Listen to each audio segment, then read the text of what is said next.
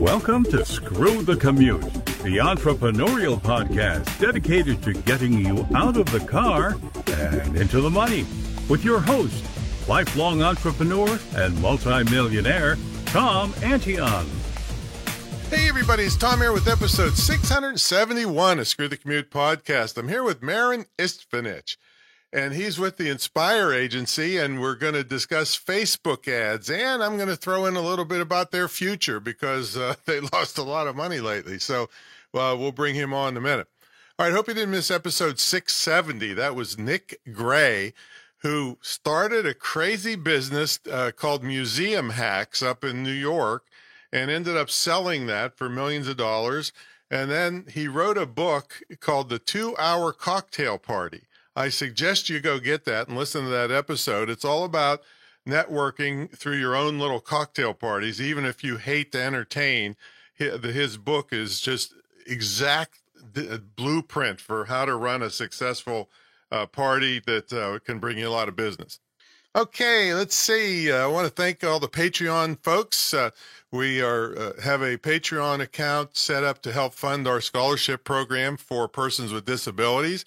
Starts as little as $3 a month, and you get a lot of perks with it. So also, if you really want to listen to a couple $1 million worth of free training, you can go to screwthecommute.com/training, and that's all our training episodes there. So it's been going on for 4 years and hundreds of topics. So check that out. And let's see, make sure you pick up a copy of our podcast app at screwthecommute.com/app. That's APP. And also pick up a copy of our automation ebook. This book is just one of the tips in the book has saved me 8 million keystrokes. We actually estimated it. It's a macro program, and it has a whole bunch of stuff in this book on how I automate myself to take care of customers and prospects lightning fast. So pick up your copy of that at screwthecommute.com/automate free. All right, let's get to the main event. For the past 7 years, Marin has gone from a freelance contractor to head of performance at Inspire Agency. And he's also a partner in a few of their in-house brands that he helped to scale. And he's also a 2-time Geek Out speaker and a 1-time Affiliate World Asia speaker. Now, in the past 12 months, listen to this, he spent over $30 million on Facebook ads. And today he's going to share some of his go-to Facebook ad strategies and learnings, as well as some additional tips and tricks to help you do the same. So, Marin, are you ready to screw the commute? I'm totally ready, Tom. All right. How you doing, man? Where are you today? Pretty good. I'm currently based in Croatia. Yeah, Croatia. Yeah, so it's a long way from here, but Facebook has a wide reach. Now, your company primarily concentrates on Facebook advertising for e-commerce stores. But the first thing I want to hit you up with is because, we were supposed to do this, last week sometime, and my computer pooped out after 666 episodes. Hey, isn't that funny? 666 is the Antichrist. Yeah. That's the day my computer broke. So the news came out that day that Facebook had lost $11 billion. Their stock price was down 71% from its peak. And this Meta thing is just tanked terribly. So do you do any other ads, or do you still think Facebook is viable for this? So yeah, Meta is kind of like not interesting to the majority of people. And we know that Facebook still earns most of its money through advertising. Right. I'm still primarily focused on Facebook because none of the other platforms cannot compete with the robust system that Facebook has and all of the details that it has about its users. I did some other advertising on some other platforms like Pinterest, Snapchat, TikTok. TikTok is kind of like a golden child now. People are switching to TikTok. It is doing pretty good. Pinterest is not a great fit for our clients, which are primarily e-com brands.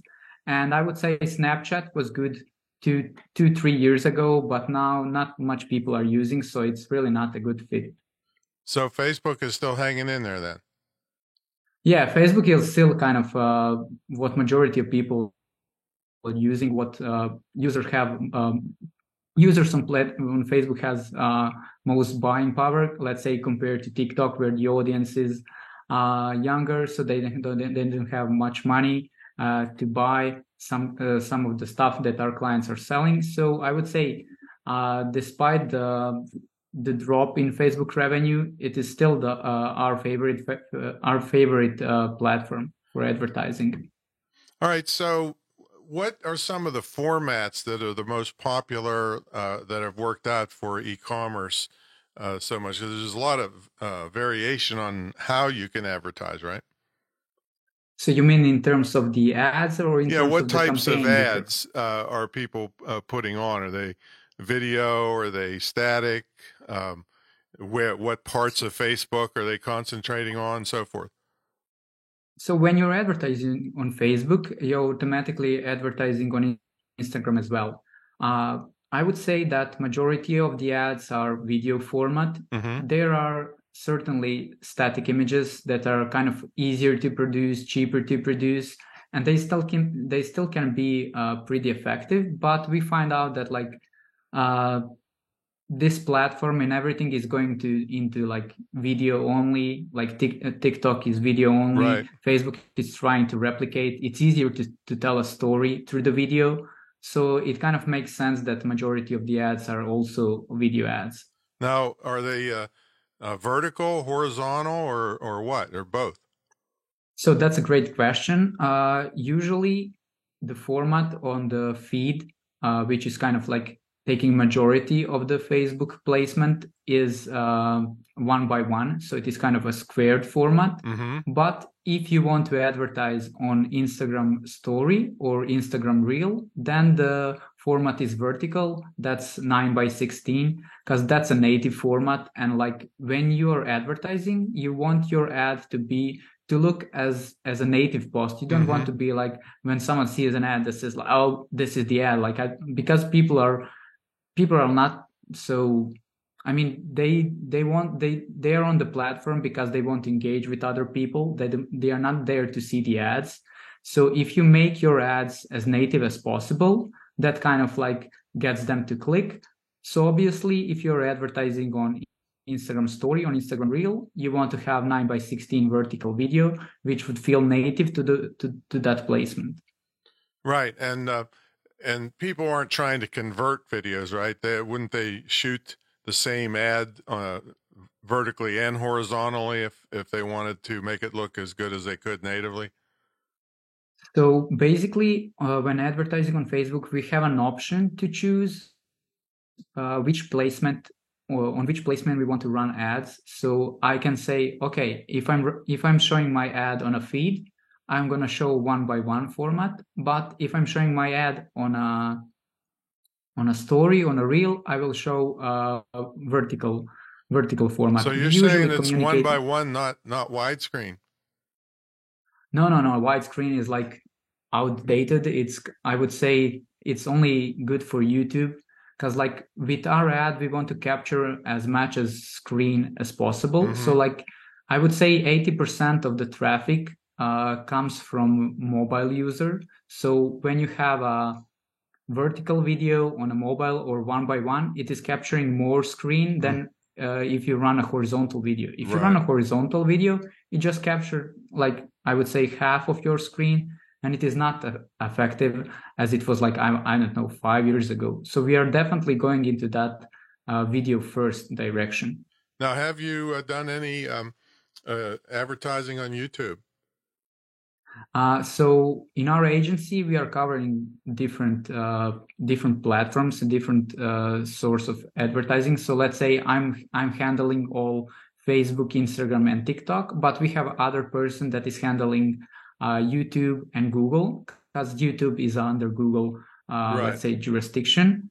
And also it kind of like the approach totally changes, because with Facebook, we are mostly prospecting. We are trying to reach some people that never heard of us. So basically we are creating the demand, but the Google is capturing the demand. That's kind of a difference. I've been teaching one of the best bargains is YouTube in-stream ads, because they can click the skip button before 30 seconds, and then you don't have to pay anything. So it's, you can get a lot of branding in without actually spending any money. What are some of the mistakes that you think? Well, first, another thing I'll throw out to you is, because I've been telling people that never to boost something, because that's specifically there for people that are idiots and don't know any better.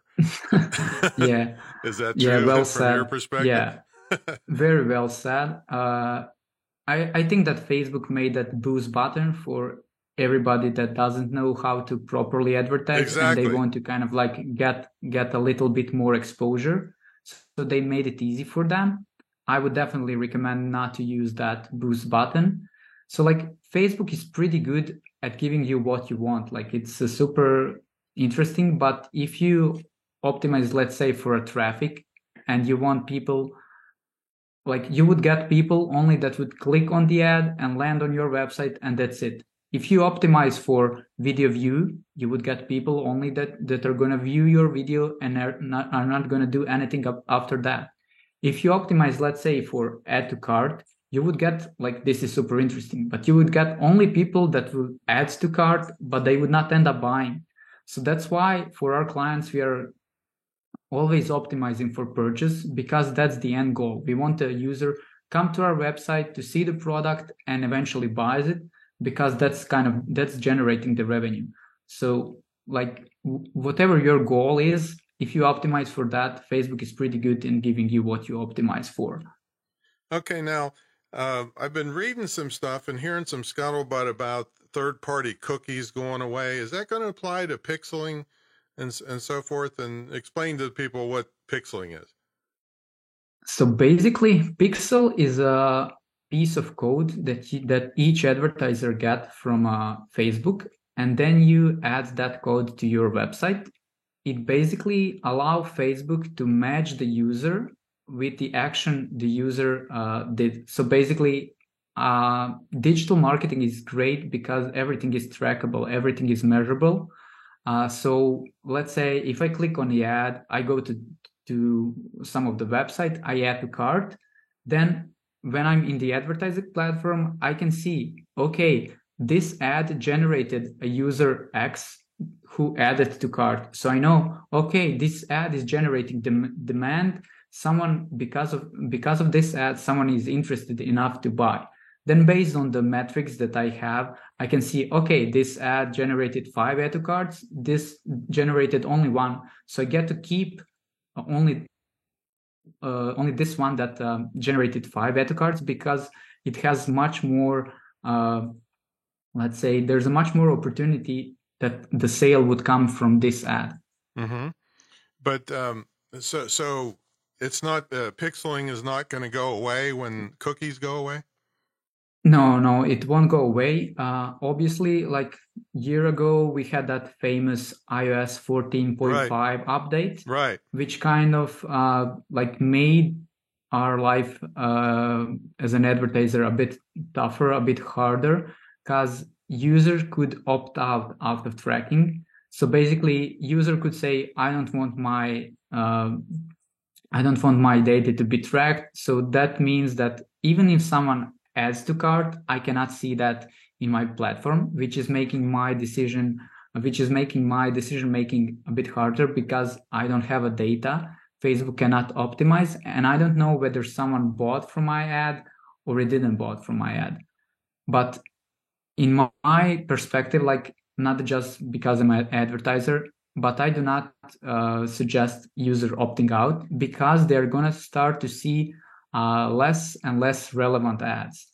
So basically, if you give enough data to Facebook, he's going to show you all the things that you would want to see, whether it is an ad or organic post. But if Facebook has a lot less data on you, you would see super random ads. So like I always say, ad is annoying only if it's not relevant. Mm-hmm. Yeah, that's a good saying. Yeah. Now, did you see the cost per thousand fluctuating quite a bit when The iOS 14, because I saw it at like a little less than $4 to up to over $7 during that time period. Is that smoothed out? So it really depends, like what's the kind of like Well, this is environmental. just average cost per thousand, not specific.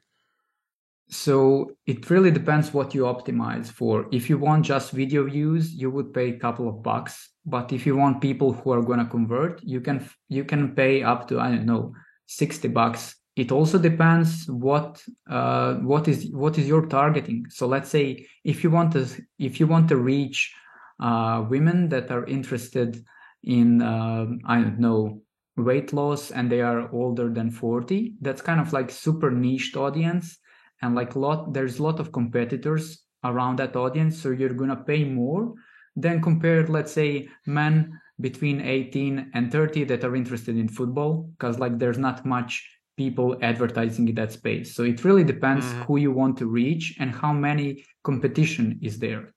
But did you see the overall prices rise everywhere when that iOS 14 thing came out? So it did spike a bit, but I would say it kind of like leveled out. That smoothed out, okay. Yeah, the most expensive CPMs, so that kind of cost per thousand impression, is during November because of the Black Friday. And there are like a lot of people who do not like usually advertise. They start advertising in November because that people are more inclined to buy, so everybody want to advertise. So during November, especially like that last week before Black Friday, we see a massive increase in CPM. I would say like double. If your usual is 20, you could end up like on the verge of 40. Yeah. Now, what do you see? Like a lot of people try to do this themselves. What are some of the biggest mistakes they make that really cost them a lot of money? So first is like not choosing a right objective. So I audit like at least 50 ad account per year, and I see like a lot of people optimizing, let's say, for traffic, and then they complain why I'm not getting a sale. As I said, Facebook is pretty good in giving you what you want, so make sure to optimize towards conversion if your end goal is purchase. Also, people are not treating the different level of audiences differently. So let's say if you never heard about me and I want to show you an ad, I want to get you to buy, I will show you some product demonstration video. So when someone is using the product, explaining the features, explaining the benefits. If you potentially watch, I don't know, 50% of my video, or maybe like the video because it looked fine to you, but you did not end up buying, I would show you, let's say, unboxing video or testimonial video where you would see some other customer talking about how he bought our product, how the product is cool, how it helped him. Maybe potentially it would get you to click, you would end up on our website, but you would not buy. So then I would use some objection handling ads. Let's say we offer a free shipping, there's a hassle-free return. I would again potentially show some testimonial. So basically, based on what level of, let's say, interest you are, the messaging is different, and that's pretty crucial in digital advertising. Now, is your company creating the ads, or are you just advising the vendors on what ads need to be created? So we kind of like advise them what need to be created. There are video agencies that produce video ads. So basically we tell them, okay guys, we need 1 product demonstration, 2 unboxing videos, 3 testimonial, 2 objection handling videos. We provide like some best practices, like what would be good if they say, what would be good if they include. Then they communicate with the video agencies. Sometimes we do this directly with the video agency, because when you spend like so much money, you see some patterns, you know what's working, you know what users are kind of reacting and what kind of makes sense to run as a video ad. So we provide that instruction. The video agency provide us the video back, and then we start run that as an ad. Got it. So now I know you were a computer science major. I saw that on LinkedIn, but I also noticed that it says you were a soccer player for 5 years. Were you a professional soccer player? So actually, I played soccer since 6 years old, and I played it until I think 26. So basically, I was playing for 20 years. I was a semi-pro. That was a second Croatian division, and while I was I was a semi-pro while I was on college.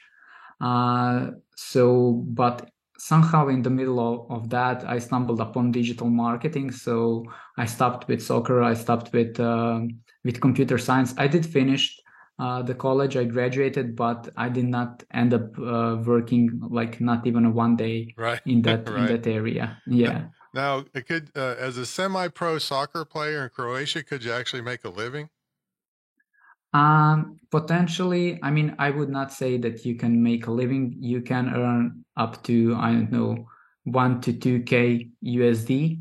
But that's kind of like, per month. Okay. Yeah. Okay. Well, it's at least so you did it on the side or what? Or you said I did it on a side, like alongside with university. Beautiful.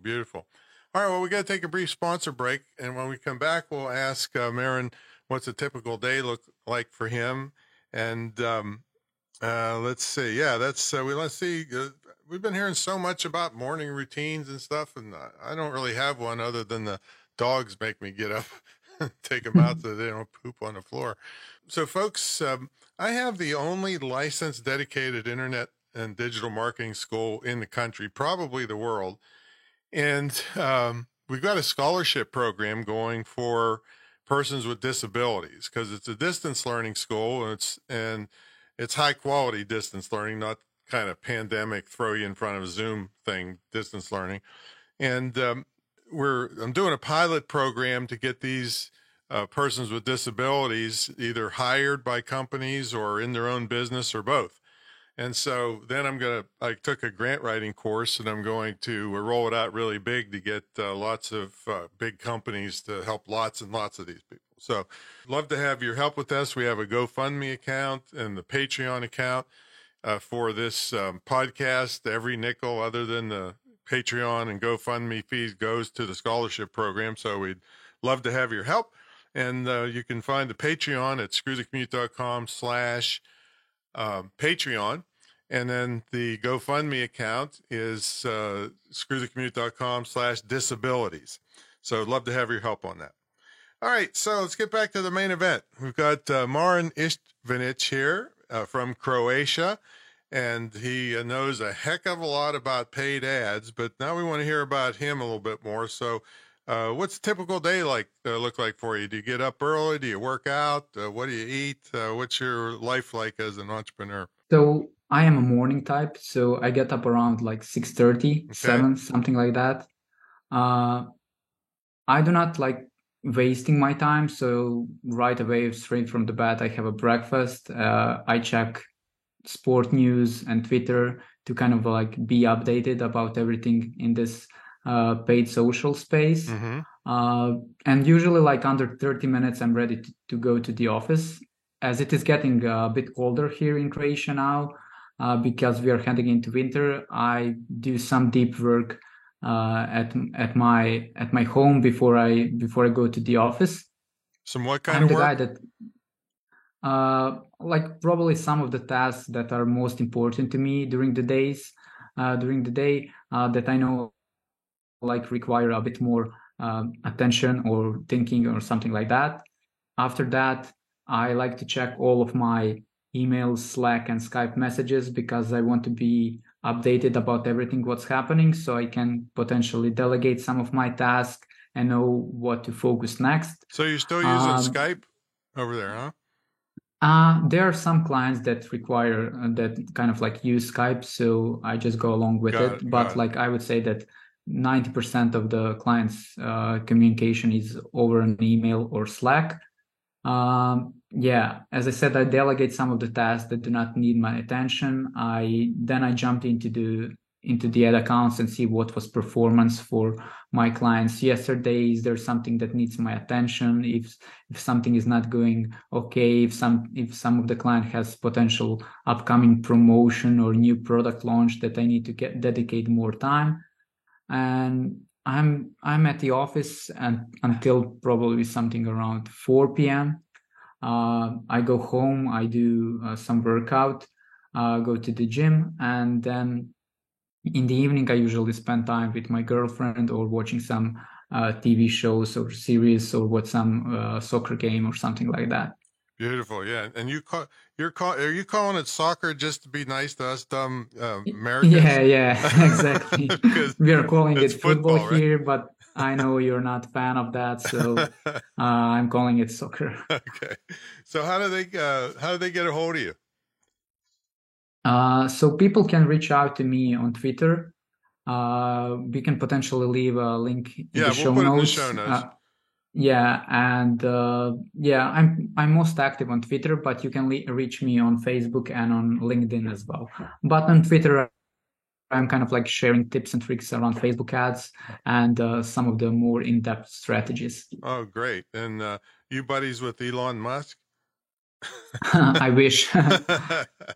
So, okay. Well, thanks so much, Marin. Good insights on Facebook ads. They're still hanging in there, I guess, because when I saw all that stock loss and losing $11 billion in a day, I thought, uh-oh.